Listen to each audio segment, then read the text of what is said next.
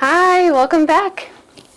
It's Cynthia Hilston at cynthiahilston.com, and I am back to greet you on another Monday with another video on our journey of becoming a published author.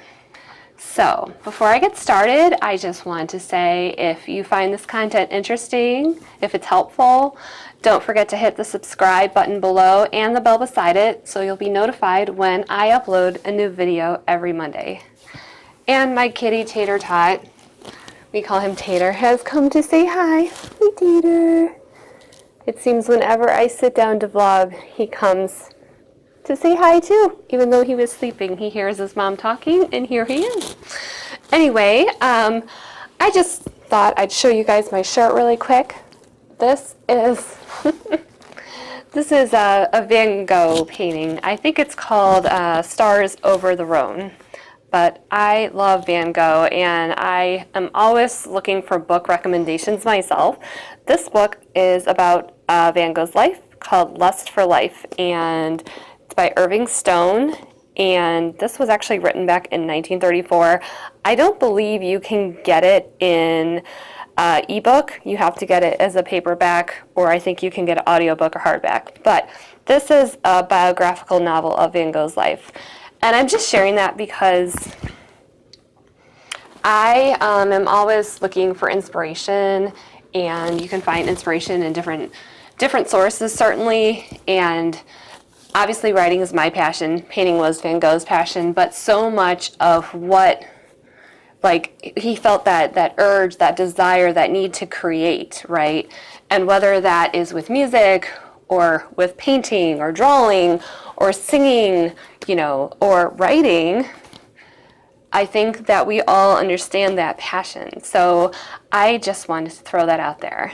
And I wanted to say that I hope you guys are, getting to know me a little bit as I speak to you. And I want these videos to be kind of a conversation. So if you ever have any questions, concerns, comments, whatever, please don't hesitate to post them below. I do read the comments and I will respond. Today's topic is getting started number 2.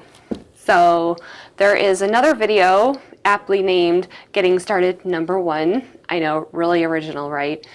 If you missed that video and or are interested in seeing it, I highly recommend you watch it before you watch this one, and it is linked below. So go ahead and check that out. So, getting started. Here are some more things to consider. The need to set realistic goals. You're excited, you want to write a book, and this is probably the first book that you're sitting down to write. And you think, oh my gosh, can I seriously do this? Let me tell you, for years I thought that. Okay, I had the idea to write my first book back in October of 2006. A book loosely based on my late grandma's life. Now, she passed away in 1995. And so this was already several years later. But I had this idea, and it was going to be fiction. It wasn't going to be it wasn't going to be a biography, right? Well, I started creating characters, and I started, writing. I wrote a couple of chapters, and it sat. A couple of years passed, and I believe the last time I wrote it was 2009, maybe January. Over the course of a little over 2 years, I wrote 4 chapters. I was overwhelmed at the thought of writing a whole book. A novel is at least 60,000 words in length, which is about 250 pages, and that's a minimum for a full-length novel.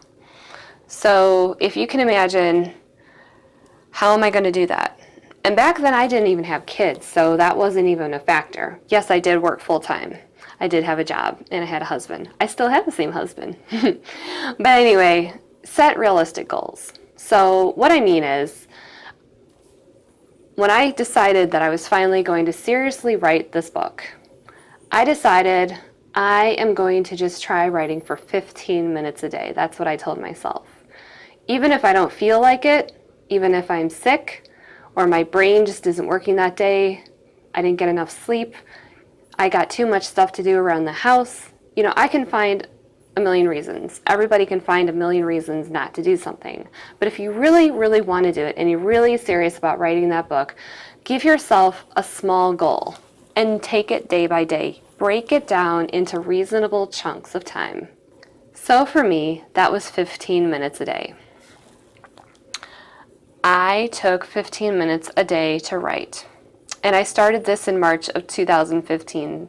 So as you can see, I let a long time go by. 6 years before I touched it. 6 years. And looking back, I think if I would have started that sooner, where would I be today? How many more books would I have written today? But I don't have regrets, because a part of me thinks I had to be at a certain point in my life where I could do it. I was 35 when I started actually writing the books. So maybe I needed more life experience. I don't know. But if you are sitting here watching this right now and you have not yet started that book, stop making excuses about why you can't do it and give yourself 15 minutes a day. I'm going to encourage you to try spending 30 minutes a day, because shortly after I started that 15 minutes a day, I started spending more time and I held myself to it. Now, sometimes you might find it useful to say, I'm going to do it at a certain time every day, first thing when I wake up. Or I'm going to wake up a half hour earlier and do it first thing so I get it done before the kids wake up, before I have to go to work, whatever it might be. For me, it's really hard to do it in the morning because everybody wakes up and the house is chaotic. So I usually do it while my boys are at school and my daughter's napping. That's when I do it. By the time it's evening, my brain is not working. So maybe you're a night owl and you work best right before bed. So if you find it helpful to say, I'm going to do this for X number of minutes a day at this time of day, that's what I suggest. So for me, now it's 30 minutes, sometimes more, a day that I spend writing, and I do it around 1:30, 2 o'clock almost every day. If you miss a day, don't beat yourself up. That's okay. But get right back on it the next day. Don't let more than a couple of days go by, because it's really easy to slip. And life is going to happen. There's going to be things that happen. You might have to move, a kid gets sick, someone passes away. You know, there are things that are going to happen that are big that may disrupt it for longer. But hold that promise to yourself and be serious and intentional about setting aside time every day, a reasonable amount of time. And I think 30 minutes is a good place to start. But if you are like I was and you're intimidated by the whole thing, start with 15 minutes a day. 15 minutes, that's all. And even if you only write a sentence in that, you did something. And in that time, you can always just outline, or you can research. You can do other things. You can draw up your character sheets. You can write a different chapter. You could write the end first if you know how you want it to end. You don't have to write it in order. So don't feel obligated to start at the very beginning. Don't feel obligated to write in sequence. Just do something every day.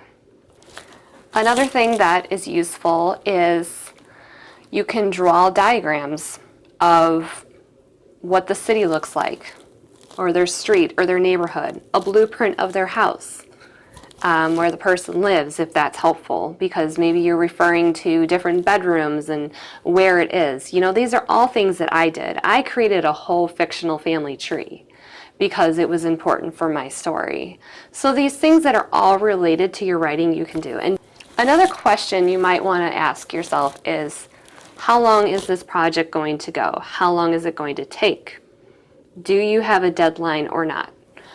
My guess is that you probably don't have a deadline. This is your first book. It's not like you are a published author yet and you have a publisher who's pounding on your door saying, we want this by this date. But you might find it helpful to say, okay, in a year, I'm going to have the first draft done. My first book I wrote over the course of 10 months. Sometimes I only wrote 1 page in a day or even half a page. Other days I wrote 6 or 7 pages. It balanced out though into a about a 400-page book, if you'll believe it. So in less than a year, okay, and that was just starting with 15 minutes a day.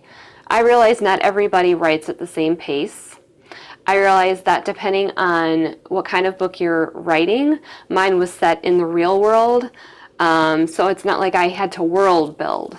I did not have to create a whole fictional universe, a whole fantasy world, like Middle Earth or something.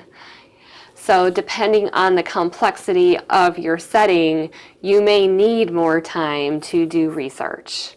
If you're doing something very specific, like you're writing out a courtroom scene, and that's like the majority of your novel, then you're probably going to spend a lot of time researching the court procedure, which, you know, I don't know that like hardly the first thing about, but I'm just throwing that out as an example of something that's very specific, you know.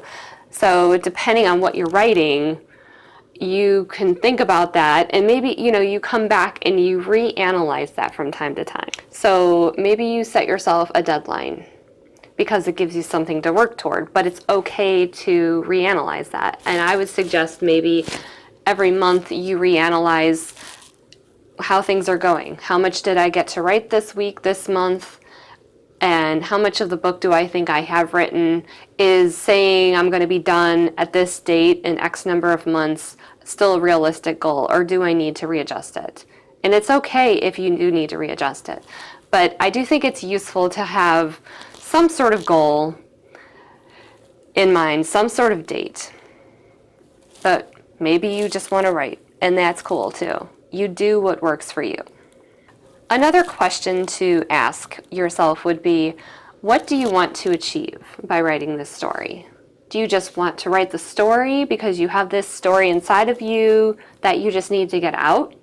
Maybe that's the starting point. Maybe at this point you don't even want to share it with anybody because you're afraid, there's Tater, you're afraid that it's not going to be good enough. Maybe you just want to write that first draft and put it in a drawer somewhere, leave it there for a year, and then come back and look at it. Maybe you want to be published. Maybe you are really serious and you want to get to the point where you say, I want to be traditionally published and I want to get an agent to represent me and get traditionally published. I'm not interested in self-publishing. Or maybe you're saying, well, I just want to self-publish it because I want to share this story and I want others to read it, but I don't want to go through all that hassle of trying to find an agent and trying to, you know, get my foot in the door of a traditional publishing house. So do you just want to finish the story? Do you want to share it? Do you want people to give you feedback? These are all things you should just question, you know, ask yourself.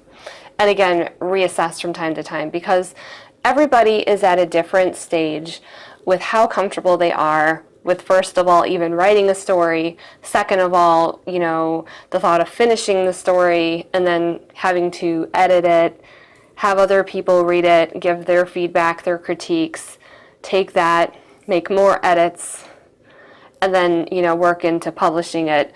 And I don't want to get too far ahead of myself here. I'm just talking in terms of like the more long-term goals. That's why I really like breaking it down into small chunks, looking at it for 15, 20, 30 minutes a day. That's manageable, because if you start thinking too much about all this stuff, it can get overwhelming sometimes. So I can't stress enough the importance of reevaluating your goals, because life changes, stuff happens, and that's the reality of it. So I hope this was helpful. Again, I am Cynthia Hilston at cynthiahilston.com, and I have 3 books also available on Amazon. If you're interested, the links are all below, as well as to all my social media. Please follow me. So I hope this has been helpful, and I will see you guys next time. Bye!